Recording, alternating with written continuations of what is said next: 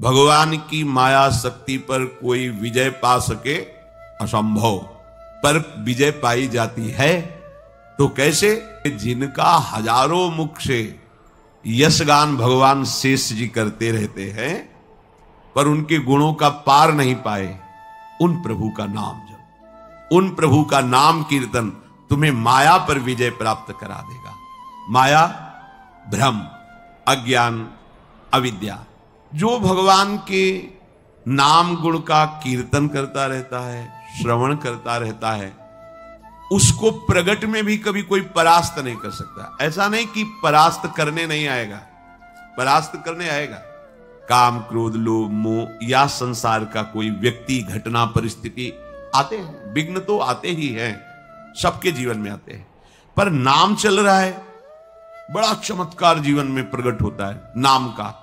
ये जो हम भगवत भक्तों के चरित्र आपको गुरु कृपा से जो सुनने को मिलते हैं, सुनाते हैं, उनसे हमें एक बल मिलता है।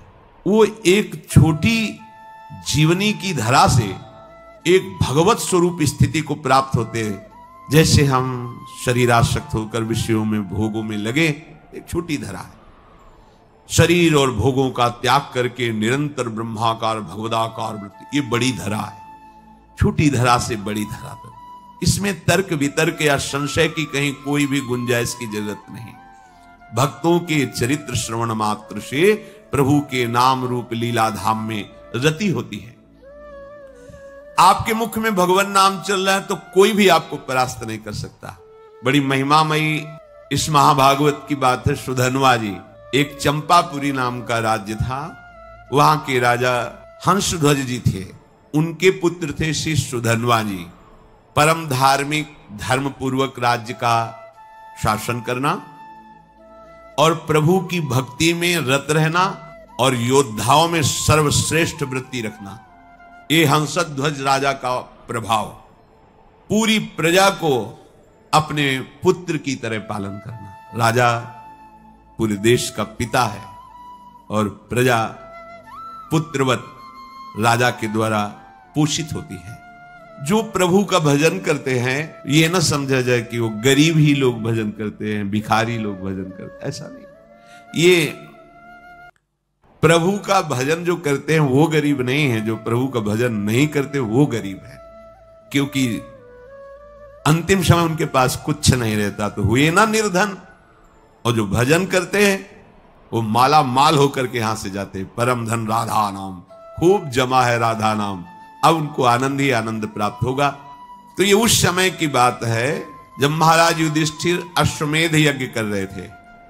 प्रद्युम्न, सात्विकी आदि असंख्यों महारथी योद्धा द्वारिका से सहयोग के लिए आए हुए थे। घोड़ा छोड़ा जाता है, जिस राज्य से घोड़ा जाता है तो घोड़े का पूजन करके नमस्कार कर लिया तो मतलब वो राजाधीन है, और अगर घोड़े को पकड़ लिया तो मतलब युद्ध होगा, तब आगे बढ़ा जाएगा। जे ही गुप्तचरों ने हंसध्वज राजा को समाचार दिया कि महाराज युधिष्ठिर का अश्वमेध यज्ञ का घोड़ा आपकी राज्य सीमा में प्रवेश कर चुका है, उनको बहुत आनंद हुआ। अहो भाग्य, जिनकी हम आराधना कर रहे थे भगवान जरूर दर्शन देंगे, क्योंकि ये पांडवजन महाभागवत हैं और इनको जरा भी कोई कष्ट देना चाहे तो भगवान व्याकुल होकर उपस्थित हो जाते हैं। गुप्तचरों से पूछा कि क्या भगवान श्री कृष्ण भी हैं? बोले उनके तो दर्शन नहीं हुए, पर हां द्वारिका की सेना भी उपस्थित है, तो उनका दर्शन जरूरी है। वैसे अगर वो होते तो घोड़े का पूजन करते और प्रभु के दर्शन कर लेते, पर प्रभु नहीं है तो अब दूसरा उपाय करना पड़ेगा दर्शन के लिए। आदेश किया महाराज युधिष्ठिर के अश्वमेध को पकड़ लिया जाए। पकड़ लिया गया। जे ही पकड़ा गया तो अब इतने महान महान महारथी, साथ में अर्जुन जी भी हैं, सात्विकी जी हैं, प्रद्युम्न जी, बड़े बड़े महारथी, हर्षपूर्वक युद्ध का जयघोष किया गया। हंसध्वज जी ने आदेश कर दिया तत्काल सेना उपस्थित हो। अगर तनिक भी विलंब किया गया तो खोलते हुए कड़ाह में उसे डाल दिया जाएगा। नगाड़े की ध्वनि पूरी होते होते पूरी सेना नगर के बाहर आ जानी चाहिए। ऐसा सावधान भी रहते हैं सैनिक, कभी भी राजा का आदेश हो जाए। स्वयं बड़े गजराज पर चढ़कर हंसध्वज भगवान श्री कृष्ण को प्रणाम करके मानसिक और अर्जुन से युद्ध करने के लिए आगे बढ़े। पूरे सैनिक सब तत्काल तैयार हुए, क्योंकि राजा की आज्ञा थी अगर विलंब हुए तो खोलते हुए तेल के कड़ाह में डाल दिया जाएगा। सब ठीक समय पर उपस्थित हो गए। वहां एक भयंकर अग्नि के उसमें बड़ा कड़ाह रख करके तेल खोलाया गया, कोई विलंब ना हो, अगर होगा तो डाल दिया जाए। जितने भी वीर योद्धा थे सब उपस्थित हो गए, लेकिन राजा के पुत्र जो सुधन्वा जी थे, ये बड़े भगवान के नाम जापक भक्त थे, हर समय नाम जप करते रहते थे। जो ही आज्ञा हुई अस्त्र शस्त्रों से सुसज्जित हुए। पहले तो माता जी के पास गए, उनको प्रणाम किया और कहा, मां आज हमारे जीवन का परम लाभ उपस्थित हुआ है, क्योंकि आज मुझे अर्जुन से युद्ध करना है। वो भगवान के परम प्रेमी भक्त हैं, आज युद्ध कौशल के द्वारा उनको मैं तृप्त करूंगा और ऐसा तृप्त करूंगा, उनको ऐसे व्याकुल करूंगा कि उनके सारथी का हमारे ऊपर नजर पड़े और कृपा दृष्टि पड़े। उनको आना पड़ेगा, पर हो सकता है हम वापस ना आए, इसलिए आपसे आशीर्वाद मांगते हैं कि मेरे मन की जो कामना है कि अर्जुन को तृप्त करूं, भगवान का साक्षात्कार करूं, वो पूर्ण हो। इसके बाद माताजी को प्रणाम करने के बाद जब आगे बढ़ने लगे तो माताजी ने कहा, बेटा बड़े बड़े ऋषि मुनि जिन भगवान श्री कृष्ण का रात दिन ध्यान और गुणगान करते हैं, मुझे तो उनका दर्शन होना संभव लगता है, पर जब तुम अर्जुन को पीठ नहीं दिखाओगे तो जरूर उपस्थित होंगे, और जब तुम श्री कृष्ण का दर्शन कर लोगे तो मुझे श्री कृष्ण का धाम मिल जाएगा, क्योंकि शास्त्रों में लिखा है जो भगवत साक्षात्कार कर लेता है तो 21 पीढ़ियां भगवत धाम को जाती है। तो मैं तो नहीं देख पाऊंगी, पर भगवान के धाम को जाऊंगी, पर पीठ मत दिखाना। जाओ, हमारा आशीर्वाद है, विजयी हो। विजयी, तुम्हारे मन में जो कामना है उसकी पूर्ति हो। सुधन्वा जी भी निकले तो उनकी बहन जी आई, तिलक लगाया, आरती की, विजय की कामना की। आगे बढ़े तो अभी कुछ ही समय पहले ब्याह हुआ था।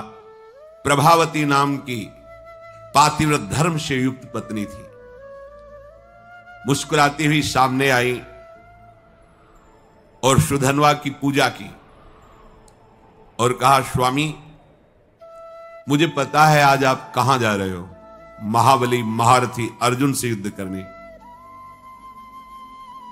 मैं जानती हूं कि जहां तुम जा रहे हो वहां से वापस आना असंभव है, जानती हूं, पर इतनी तो कृपा कर दो कि आपको जलांजलि देने वाला कोई होना चाहिए। अभी कुछ ही समय पहले ब्याह हुआ था। सुधन्वा ने कहा, तुम धैर्य रखो, श्री कृष्ण के बल से मैं अर्जुन को परास्त करके शीघ्र ही वापस आऊंगा। प्रभावती ने कहा, नाथ आज तक हमने ऐसा नहीं सुना कि जो श्री कृष्ण से मिलने के लिए गए हों फिर वापस लौटे। शास्त्र प्रमाण है, बड़ी गूढ़ बात कही। जो श्री कृष्ण से मिलने गए हों और वापस लौटे हों, ऐसा आज तक प्रमाण नहीं मिला, तो वापस लौटने की तो हम आशा ही नहीं रखेंगी। बस हमारी एक कामना है कि आपको जलांजलि देने वाला कोई होना चाहिए। तो शास्त्र सम्मत बात थी। वहां कड़ाह में तेल खोल रहा है, सब आ चुके, लेकिन राजकुमार नहीं आए। राजा को बहुत कष्ट हुआ कि सब आज्ञा के पालन में और सुधन्वा मेरी आज्ञा का उल्लंघन कर रहा है, क्योंकि अब वो जलांजलि देने के लिए पुत्र की कामना से युक्त होकर के अपनी पत्नी की भाव को पूर्ण किया।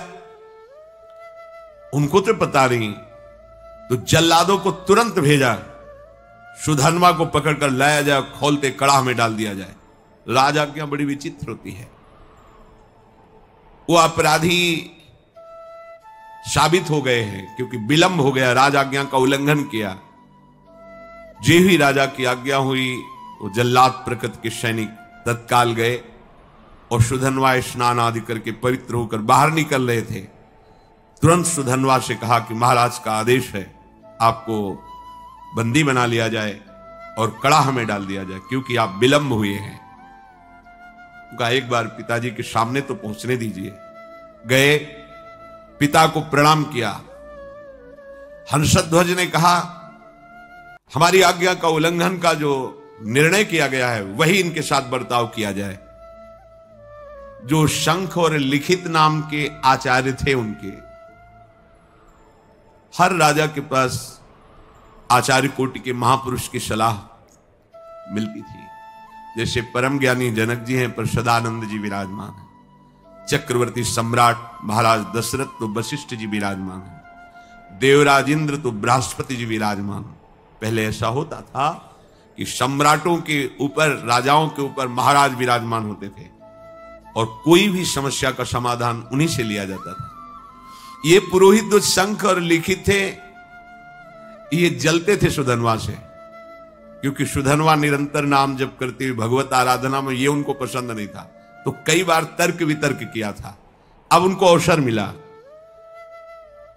राजा हंसध्वज ने पूछा कि आचार्य प्रवर, आपका क्या आदेश है इस विषय में? उनका जो आपकी आज्ञा हुई उसका पालन किया जाए, अर्थात इनको खोलते हुए कड़ाह में डाला जाए।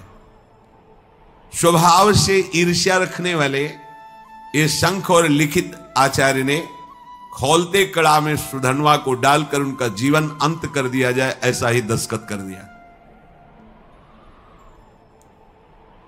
यदि आप अपने पुत्र के मुंह में आकर के अब हमारी लिखित बात को काटते हैं तो हम दोनों आपको छोड़ देंगे। अब तो चांस ही नहीं। हंसध्वज ने तत्काल सैनिकों को आदेश किया, उठा करके डाल दो इनको खोलते हुए कड़ाह में। मंत्री समझाने की चेष्टा करे तो पुरोहित खिलाफ है। मंत्री के हृदय में भी बड़ा। सुधन्वा जी ने जो ही देखा कि मेरी कामना तो नष्ट हो गई। मेरी कामना थी अर्जुन को युद्ध में इतना व्याकुल करूंगा कि भगवान पधारेंगे और मैं उनका दर्शन पाऊंगा। अब तो कड़ाह में डाल दिया जाएगा, तो चलो जैसी भगवान की इच्छा। कड़ाह में जे ही डालने को सुधन्वा ने कहा, हे गोविंद, हे मुकुंद, हे हरे, मुझे मरने का तो दुख है नहीं, क्योंकि मरने के लिए निकला ही हूं, पर मैं मरने के पहले आपका दर्शन चाहता था, आपकी दृष्टि में दृष्टि मिलाना चाहता था। आप अर्जुन के पक्ष में होकर मुझे कैसे देखते हैं ये देखना चाहता था, सो अधूरा रह गया। यदि अर्जुन के बाणों से बिंधता और आप हमारी तरफ देखते तब मुझे आनंद मिलता। ये कायरों की तरह मृत्यु होगी कि कड़ाह में डाल करके। प्रभु, यदि आप हम पर कृपा करते हैं तो मुझे जो कामना है उसकी पूर्ति होनी चाहिए। मरना तो है ही, पर ऐसे नहीं ललकार करके, अर्जुन को व्याकुल करके मरने की इच्छा है। युद्ध स्थल में अपने पराक्रम को दिखाते हुए बाणों से आपकी पूजा करूंगा, फिर प्राण त्यागूंगा तो मुझे संतोष होगा। गांडीव धनुष से छूटे हुए बाण जब हमारे हृदय को बेधेंगे तो मुझे आनंद प्राप्त होगा। यह है वीरों का मृत्यु की मांग करना। तो इनसे कम वीर नहीं होते भगवत भक्तजन। काम, क्रोध, लोभ, मोह, मद, मत्सर, ईर्ष्या, द्वेष, पूरा जगत सबका विरोध सह करके भगवान के मार्ग में बढ़ते हैं, जो सच्चाई से बढ़ते हैं। श्री कृष्ण श्री कृष्ण श्री कृष्ण श्री कृष्ण। मुख से अनवरत तो चलता ही रहता था। उठाया गया और कड़ाह में छोड़ दे, खोलता हुआ तेल। काफी देर वो आनंद से उसी कड़ाह में बैठे रहे। आसपास तेल खोल रहा है और रोम भी नहीं जल रहा, क्योंकि अग्नि में जो दाहिका शक्ति है वो श्री कृष्ण के द्वारा दी गई है, और जिसके मुख में श्री कृष्ण है, जो श्री कृष्ण के आश्रित है, तो दाहिका शक्ति उसको कैसे जला सकती है? महावीर हनुमान जी महाराज, पूंछ में आग लगी है और पूंछ का एक रोम नहीं झुलसा, पूरी लंका जल गई। वहीं पूरी लंका के मध्य में विभीषण जो रावण जैसे राजा के महामंत्री और भाई हैं, उनके महल में कहीं भी कुछ भी झुलसा नहीं, पूरी लंका जल गई। क्यों? दाहिका शक्ति जिनकी आज्ञा से काम करती, उनके भक्त का घर कैसे जल सकता है? उनके महाभागवत के एक रोम भी नहीं झुलसा हनुमान जी का। ऐसे ही सुधन्वा जी का एक रोम भी नहीं झुलसा। जैसे जल में प्रफुल्लित कमल खिला रहता है, ऐसे मुख प्रसन्न श्री कृष्ण श्री कृष्ण श्री कृष्ण।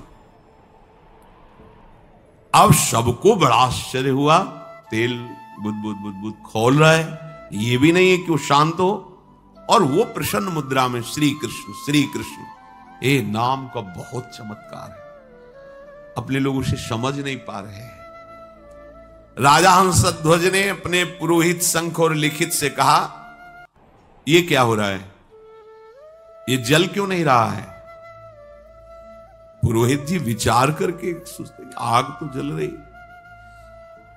क्या तेल ये ऐसे ही खोल रहा है, इसमें गर्मी नहीं है? तो एक नारियल फल ऐसे वो कड़ाह में डाला, जे भी डाला वो इतना गर्म तेल था, फटाक से फटा, और लिखित और शंख दोनों आचार्य थे, उनकी खोपड़ी में लगा जाके, और उनकी खोपड़ी में फफोले पड़ गए, उसकी बूंदें पड़ने। महाराज ये तो बिल्कुल आग है इस समय तेल। निश्चित है कि सुधन्वा श्री कृष्ण नाम के बल पर है, इसलिए आग इसे नहीं जला सकती। अब पुरोहित को विरोध करने का कोई भी अवसर नहीं। वहां के लोगों ने सुधन्वा जी कोई औषधि का प्रयोग किए हुए हैं क्या, जो तेल का प्रभाव नहीं पड़ रहा? वहां बड़े बड़े आयुर्वेदाचार्य भी थे, कहा नहीं, इस ऐसी स्थिति में कोई औषधि काम नहीं करती। इसका मतलब है कि ये जो कृष्ण कृष्ण बोल रहे हैं, इसी का प्रभाव है। यही तो मित्रजन पूछते थे प्रहलाद जी से कि तुम्हारे ऊपर बड़े बड़े काले सांप छोड़े जा रहे हैं और तुम्हें काटते नहीं, तुम्हें पहाड़ से दबाया जा रहा है, अग्नि से जलाया जा रहा है, जल में डुबोया जा रहा है, बड़े बड़े नुकीले शस्त्रों से काटा जा रहा है, पर तुम्हारी त्वचा ही नहीं कटती, ऐसा क्या है तुम में? तो उन्होंने कहा, मैं हर समय हरि हरि श्री हरि ऐसा बोलता हूं, तो मुझे लगता है कि मेरे हरि मुझे ऐसे लिए हुए, तो ना कोई आग, ना कोई अस्त्र शस्त्र, ना कोई मुझे दुख, कोई छू ही नहीं पा रहा है, क्योंकि मेरे हरि मुझे गोद में लिए हुए हैं और ऐसे किए हुए। नाम को बहुत बड़ा, ऐसा ना समझो कि ये उनके ऊपर प्रभाव था, आपके ऊपर नहीं। आप वैसे ही जपिए, देखिए प्रभाव। अब पुरोहित जो लिखित और शंख जी थी, उन्होंने कहा, धिक्कार है मुझे, मैं अपने शास्त्र ज्ञान के गर्व में होकर भगवान की भक्ति का तिरस्कार करता था, आज मैंने देख लिया सुधन्वा की भक्ति का प्रभाव। और वो दोनों ऐसा सोच ही रहे थे कि फिर जो परिजन थे सुधन्वा को बाहर नहीं, कुछ नहीं, बस जैसे और तेल से चिकनाट हो गई हो बस। अब वो दोनों शर्मा करके आचार्य खुद कड़ाहे पे कूद गए, धिक्कार हमारे जीवन को, ऐसे भक्त का विरोध करते थे। सुधन्वा जी ने श्री कृष्ण श्री कृष्ण श्री कृष्ण, कूदने में तो थोड़ा जलन सी, पर तुरंत शीतल हो गया। आचार्य थे, चरणों में पड़ गए सुधन्वा के। कौन ऐसा है जो नाम जापक के चरणों में अपना भावना समर्पित कर दे? नाम की बड़ी महिमा है। सुधन्वा के आचार्य थे लिखित शंख, उन्होंने छाती से लगा के कहा, प्रिय राजकुमार, आज मुझे तेरी कृपा से समझ में आया कि भगवान के नाम में जो शक्ति है वो किसी और कहीं साधन में नहीं है। पुरुष सिंह, आज तुम्हारे स्पर्श से मैं पावन हो गया, क्योंकि तुम भगवान नाम जप करते हो। अब पता चल गया कि मैं तुम्हारा उद्धार नहीं करूंगा, तुम मेरा उद्धार कर दोगे। आचार्य अपने शिष्य से कह रहे हैं, वीरवर जाओ, सम्रांगण में तुम्हारी कामना की पूर्ति हो। सुधन्वा पिता को प्रणाम किया। पिता ने कहा, आज हमारे सेनापतित्व का पद सुधन्वा लेंगे।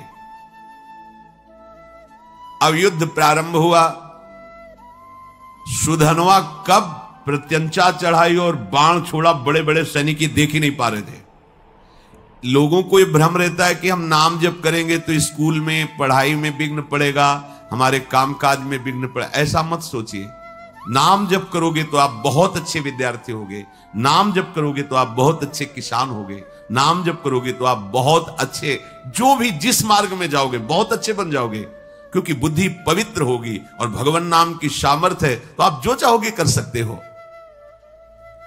जब अर्जुन ने देखा कि ये 9 राजकुमार बड़े बड़े महारथियों को भी मूर्छित करता हुआ आगे बढ़ता जा रहा है, तो स्वयं वो अपने गांडीव धनुष की प्रत्यंचा खींची और सामने आकर खड़े हो गए। अर्जुन ने कहा, है राजकुमार, अब तुम किसी साधारण वीर के सामने नहीं खड़े हो, गांडीव धनुषधारी अर्जुन के सामने खड़े हो। जितनी सामर्थ्य हो अब हमसे तुम युद्ध करके दिखाओ।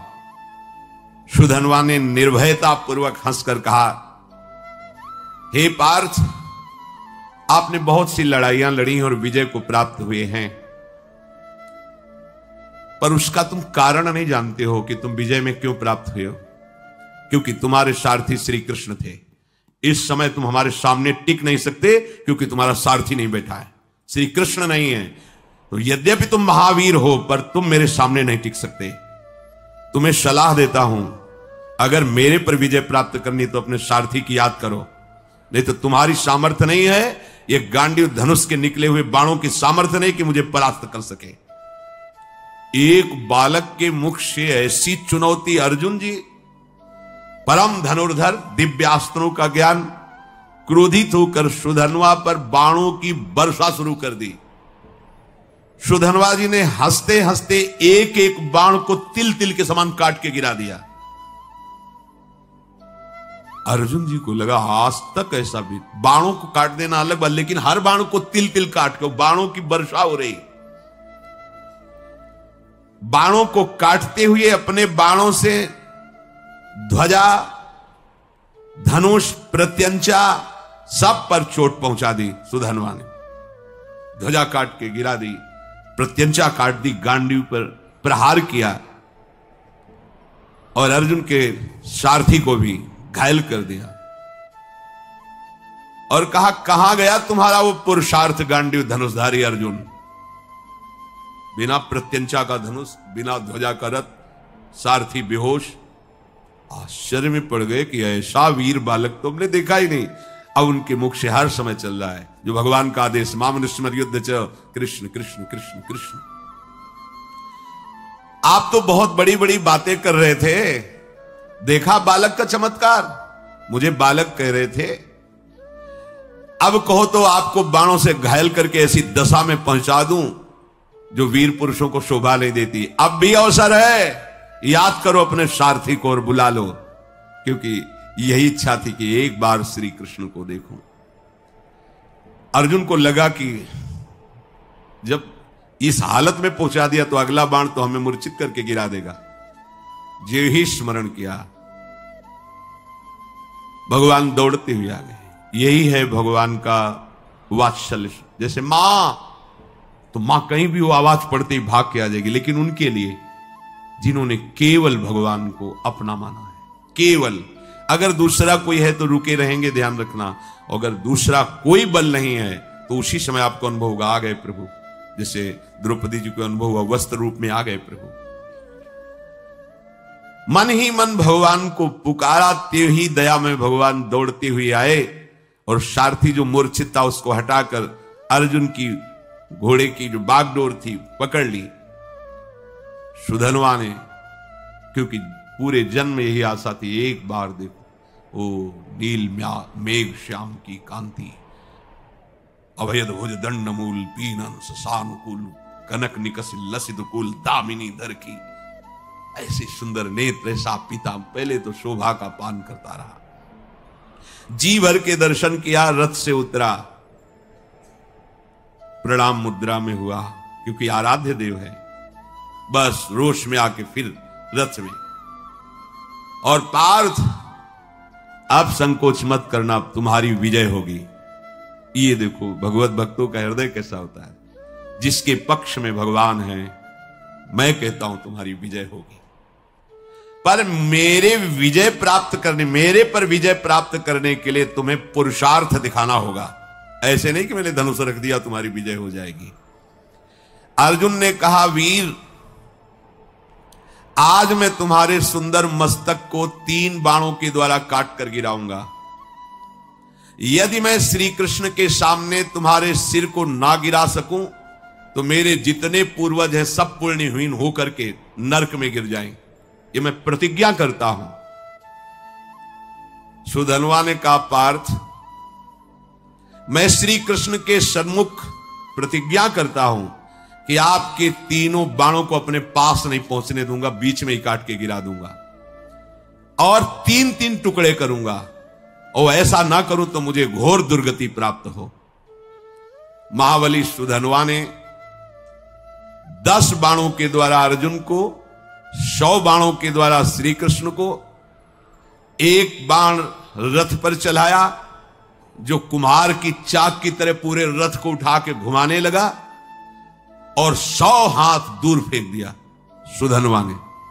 100 बाण भगवान की पूजा में, 10 बाण अर्जुन की पूजा में, और 1 बाण मारा, रथ ऐसे चक्राकार होकर 100 हाथ दूर गिरा जाकर के। भगवान श्री कृष्ण बोले, धन्य है वीर, धन्य है। अर्जुन बिना समझे बुझे प्रतिज्ञा कर ली, पितरों को नरक भेजना है क्या? सुधनवा देखो कितना महाबली है। सुधनवा की शक्ति देखी तुमने? ओ श्री कृष्ण श्री कृष्ण श्री कृष्ण श्री कृष्ण नाम चल रहा है। अर्जुन ने कहा, प्रभु उसकी प्रशंसा क्यों की? बोले, जानते हो समस्त ब्रह्मांडों का भार लिए हुए मैं बैठा हूं, मुझे सहित तेरे सहित 100 कदम पीछे फेंक दिया। बोले, प्रभु इसका इतना बल कहां से आ गया?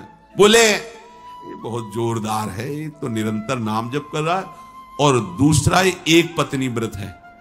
बोले, ये एक सुदृढ़ पत्नी व्रत है, इसलिए हमको दूर फेंक दिया। अर्जुन ने भगवान से कहा, इस समय विनोद का समय नहीं है, इस समय तो हमारी हार हो रही आपके बैठने पर भी। अब दिव्यास्त्र का संधान किया, काल को विराजमान किया बाण पे, संधान करके श्री कृष्णचंद्र जी ने कहा, गोवर्धन पर्वत उठाकर जो गोप गौओं की रक्षा की, उससे प्राप्त पुण्य मैं इस बाण पर विराजमान करता हूं। सुधनवा से कहा, बचो ये काल का बाण है। सुधनवा ने कहा, हमारे पास श्री कृष्ण नाम है जो काल का भी महाकाल है। देख लो, एक तरफ भगवान है, एक तरफ नाम है। ये देखो, उन्हीं का नाम है, एक तरफ भगवान, एक तरफ भगवान का नाम। सुधनवा ने जोर से उच्चारण किया, जय श्री कृष्ण, संधान किया, बाण के टुकड़े टुकड़े कर दिए। नाम का अद्भुत प्रभाव, टुकड़े टुकड़े कर दिए, और जोर जोर से जय श्री कृष्ण जय श्री कृष्ण जय श्री कृष्ण मंगलमय नामों का जोर जोर से उच्चारण। त्रैलोक्य के ऋषि मुनियों में हाहाकार मच गया। भगवान ने गिरिराज उठाने का पूरा पुण्य लगा दिया, और अर्जुन ने काल का संधान किया बाण पे, काल की भी चाल नहीं। ये नाम का प्रभाव देखो। भगवान ने अर्जुन से कहा, तुरंत दूसरा बाण निकालो, दिव्यास्त्र तो बढ़ता चला जा रहा है। भगवान ने उस बाण में अपनी बहुत सी शक्तियों का संधान किया। सुधनवा से कहा, अब जीत के दिखाओ। देखो भगवान क्या करे, समझ रहे हो? मेरे नाम के आगे मेरे पुण्य और सुकृत और शक्तियां भी काम नहीं करती, इसीलिए नाम के अधीन भगवान हो जाते हैं। सुमिर पवन सुत पावन नामू, अपने बस करी राखे रामू। इस रहस्य को समझो। सुधनवा ने कहा, अर्जुन अब मेरी प्रतिज्ञा सुनो, यदि मैं इस बाण को टुकड़े टुकड़े न कर दूं तो अरुंधति सहित महर्षि वशिष्ठ की ब्रह्म ऋषि की हत्या का पाप मुझे तुरंत लगे। सुधनवा ने तुरंत गोविंद कृष्णो बाण मारा। प्रबल पुरुषार्थ से चलाया हुआ अर्जुन का भगवान की शक्ति से संपन्न बाण 5 टुकड़े हो गए। भगवान ने कहा, ये भी गया।